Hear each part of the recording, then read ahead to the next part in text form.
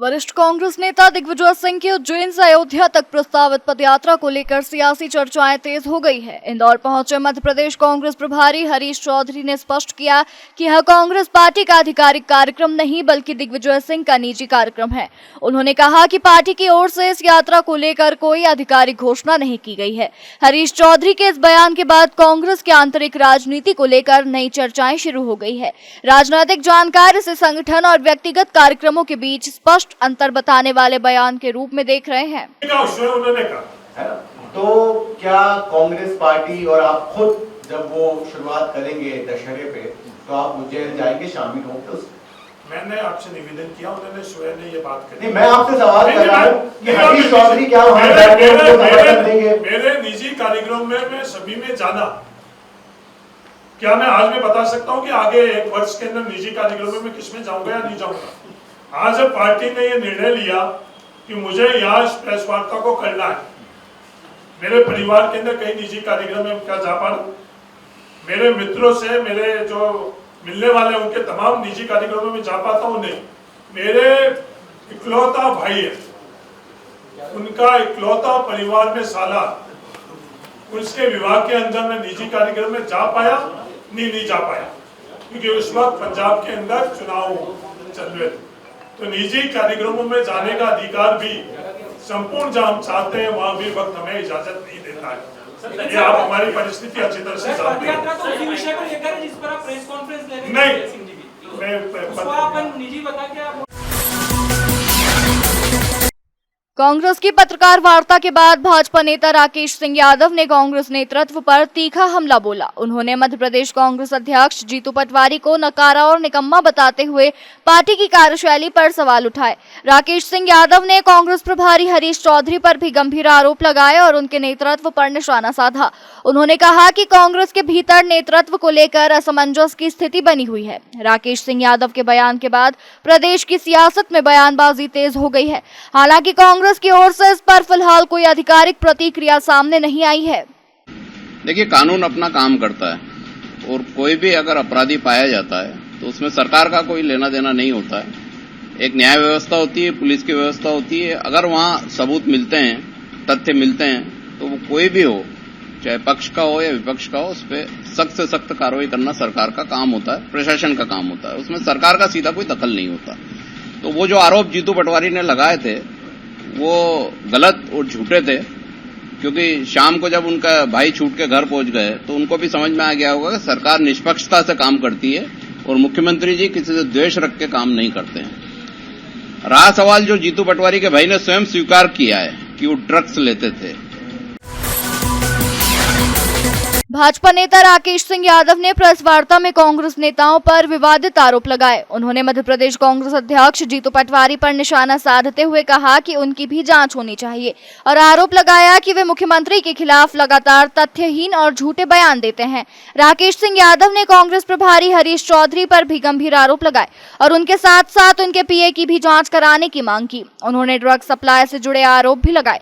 हालांकि इन आरोपों के समर्थन में कोई साक्ष्य सार्वजनिक रूप से प्रस्तुत नहीं किया गया और कांग्रेस की ओर से इन आरोपों पर तत्काल कोई आधिकारिक प्रतिक्रिया सामने नहीं आई।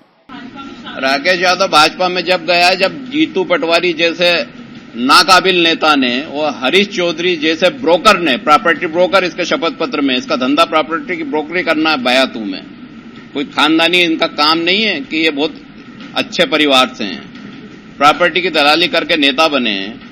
वो मुझे बोल रहे हैं कि मैं बीजेपी में जाने के बाद बोल रहा हूं, मैंने कांग्रेस में रह के भी यही बोला था कि आप नाकाबिल हो। पंजाब में आपने पैसे लिए, आपको होटल में धक्के मार के निकाला गया। यही लोग थे चन्नी और अभी जो लोग मौजूद हैं, इनके टिकट बेचे थे आपने, गूगल पे मौजूद है। वो भी क्या आरोप झूठा है? पूरी मीडिया झूठी है। इंदौर नगर निगम में संपत्ति कर खातों के संदिग्ध नामांतरण मामलों की जांच के बीच राजस्व विभाग में बड़ा प्रशासनिक फेरबदल किया गया है। निगम आयुक्त क्षितिज सिंघल ने बिल कलेक्टर, वसूली सहायक, क्लर्क और कैशियर सहित कई कर्मचारियों की नई पदस्थापनाएं की हैं। निगम प्रशासन के अनुसार यह बदलाव राजस्व वसूली व्यवस्था को अधिक प्रभावी और पारदर्शी बनाने के उद्देश्य से किए गए हैं। यह निर्णय ऐसे समय लिया गया है जब 370 संपत्ति कर खातों में संदिग्ध नामांतरण की जाँच जारी है। ऐसे में इस फेरबदल को विभाग में जवाबदेही बढ़ाने और कार्यप्रणाली पर सख्त निगरानी के प्रयास के रूप में भी देखा जा रहा है। महाराष्ट्र में लगातार हो रही भारी बारिश और पुणे रेल मंडल में हुए लैंडस्लाइड का असर रेल सेवाओं पर पड़ा है। इसके चलते इंदौर दौंड सुपरफास्ट एक्सप्रेस का संचालन आगामी 8 दिनों के लिए निरस्त कर दिया गया है। पश्चिम रेलवे के रतलाम मंडल के अनुसार 10 जुलाई से 17 जुलाई 2026 तक ट्रेन संख्या 22944 इंदौर दौंड और 22943 दौंड इंदौर सुपरफास्ट एक्सप्रेस रद्द होगी। रेलवे प्रशासन ने यात्रियों से यात्रा से पहले ट्रेन की स्थिति की जानकारी लेने की अपील की है। यात्री रेलवे की आधिकारिक वेबसाइट और रेलवे ऐप के माध्यम से ट्रेनों के समय, संचालन और अन्य जरूरी अपडेट प्राप्त कर सकते हैं। हमने सेंट्रल रेलवे के करजत और लोनावाला के बीच में लैंडस्लाइड हुआ था, जिसके कारण वहाँ के जो अप और डाउन दोनों ट्रैक थे उसको सस्पेंड कर दिया गया है। इसके कारण कई सारी गाड़ियाँ प्रभावित हुई है। इसी में एक जोड़ी ट्रेन हमारे इंदौर मंडल की इंदौर से चलने वाली भी है, जो रतलाम मंडल से चल रही है। उसमें इंदौर से दौंड और दौंड से इंदौर के बीच चलने वाली जो गाड़ी है वो 10 जुलाई से लेकर 17 जुलाई तक दोनों दिशाओं में वो निरस्त की गई है। सर, बात करें तो बाकी जो गाड़ियाँ जा रही हैं उनकी क्या स्थिति है? देखिए, अब हमारे पास एक्चुअली जो अपने पास आती है वो उसी सेक्शन के आते हैं जहाँ की गाड़ियाँ हमारे जाती है। जैसे रतलाम मंडल से वो गाड़ियाँ जा रही है उसका हमारे पास डिटेल आता है। तो चूँकि इंदौर से जाने वाली उस रूट से जो गाड़ी यही है तो उसको भी यही दिया गया। अगर कुछ वहाँ की सिचुएशन के अंदर कुछ गाड़ियाँ डाइवर्ट हुई तो उसकी भी जानकारी आपको दी जाएगी। सर, स्थिति यदि सामान्य हो जाती है तो जो 17 तारीख तक दौड़ नहीं चलेगी उसके पहले भी चलाई जा सकती है यदि स्थितियाँ सामान्य होती है तो?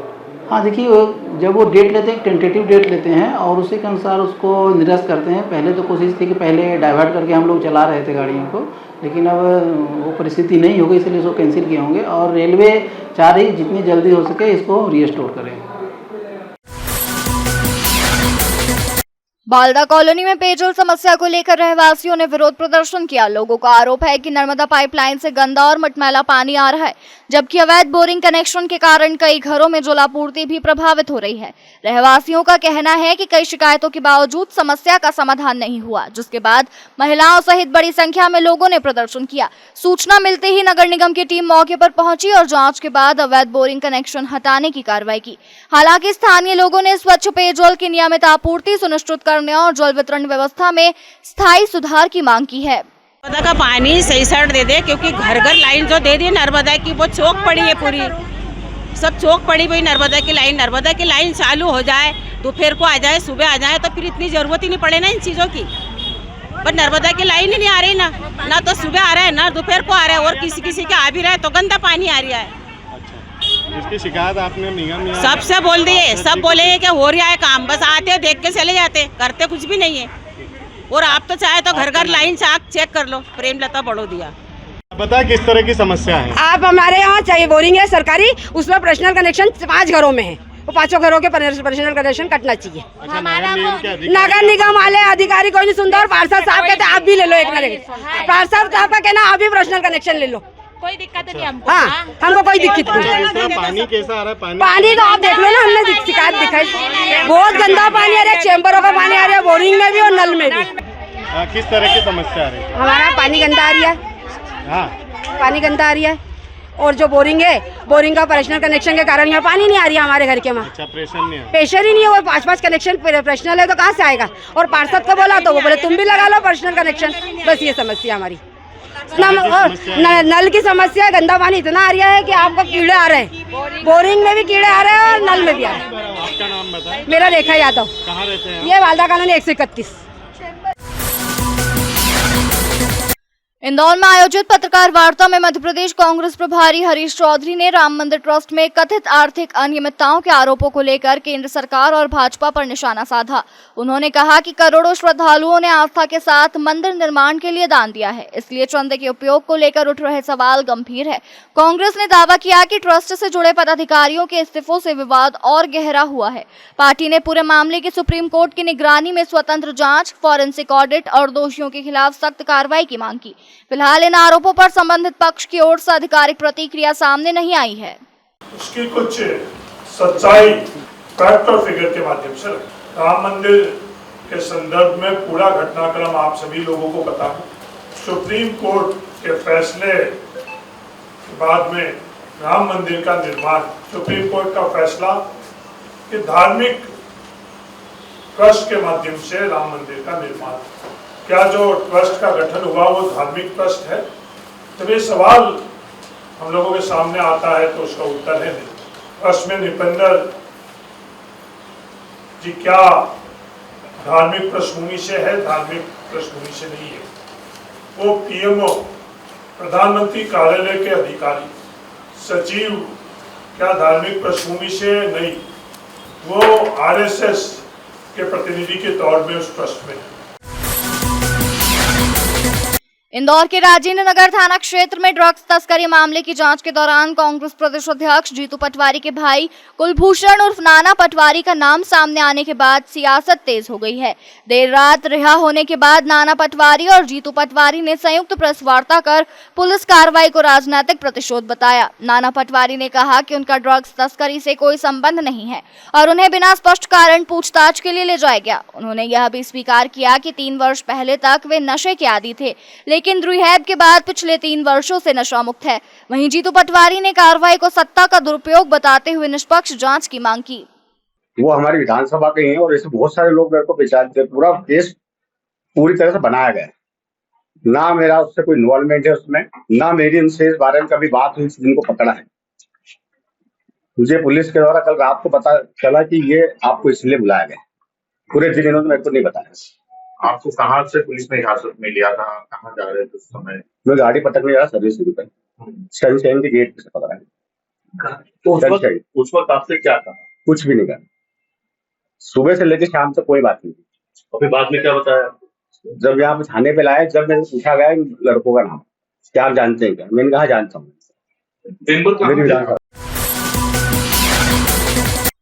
मध्य प्रदेश कांग्रेस अध्यक्ष जीतू पटवारी के भाई नाना पटवारी को लेकर चल रहे विवाद पर कांग्रेस ने अपना पक्ष रखा है। इंदौर में पत्रकार वार्ता के दौरान प्रदेश प्रभारी हरीश चौधरी ने कहा कि ड्रग्स बरामदगी मामले से नाना पटवारी का कोई संबंध नहीं है।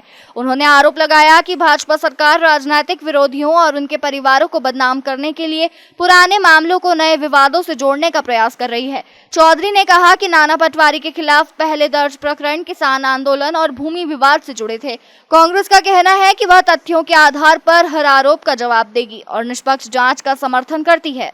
हुआ कि कल जीतू पटवारी के भाई नाना पटवारी को हिरासत में लिया गया ड्रग्स के मामले में, और आज उन्होंने एक बयान दिया है कि वो पहले ड्रग्स लेते थे और अब नशा नहीं करते। चूंकि कांग्रेस के तमाम नेता इस सम्मानीय मंच पर नशे के खिलाफ अपनी आवाज बुलंद कर चुके हैं, तो क्या मान लिया जाए कि नैतिक तौर पर कांग्रेस को मध्य प्रदेश में नशे के खिलाफ बोलने का कोई अधिकार नहीं है, क्योंकि यहाँ पर उनके भाई ने ही स्वीकार किया कि वो ड्रग्स लेते थे। यानी मध्य प्रदेश में आप कहते हैं कि बीजेपी ड्रग्स बिका रही है, तो क्या कांग्रेस के नेता और उनके परिवार वाले ड्रग्स का सेवन कर रहे हैं? ये कल जो घटनाक्रम हुआ वो आपको अच्छी तरह से पता है। एक ड्रग के बरामद का केस, और इस केस में जीतू पटवारी प्रदेश अध्यक्ष के परिवार के सदस्यों को घसीटना। इंदौर के चौधरीबाग स्थित सिद्धधाम श्री लक्ष्मी नारायण दिव्य धाम में 7 दिवसीय श्री ब्रह्मोत्सव एवं रथ यात्रा महोत्सव का शुभारंभ हो गया।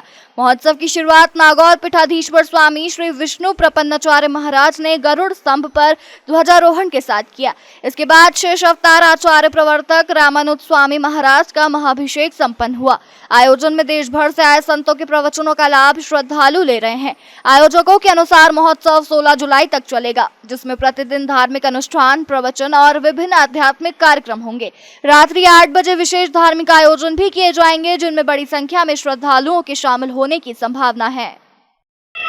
पावन सिद्धधाम श्री लक्ष्मी वेंकटेश देव स्थान चौधरीबाग में आज से श्री ब्रह्मोत्सव एवं रथ यात्रा महोत्सव का शुभारंभ गरुड़ स्तंभ भगवान पर ध्वजारोहण कर नागौरिया पीठाधीश्वर स्वामी जी श्री विष्णु प्रपन्नाचार्य जी महाराज ने शुभारंभ किया। ब्रह्मोत्सव सतत 7 दिनों तक भक्तिमय वातावरण के साथ 16 जुलाई तक सतत चलेगा। आज ध्वजारोहण पश्चात शेषा अवतार आचार्य प्रवर्तक श्री रामानुज स्वामी जी महाराज का महाअभिषेक हुआ।